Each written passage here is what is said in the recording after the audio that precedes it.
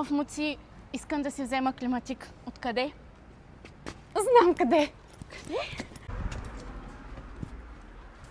Какво е това място? Как какво? Това е Найсмак, най-добрият магазин за климатици.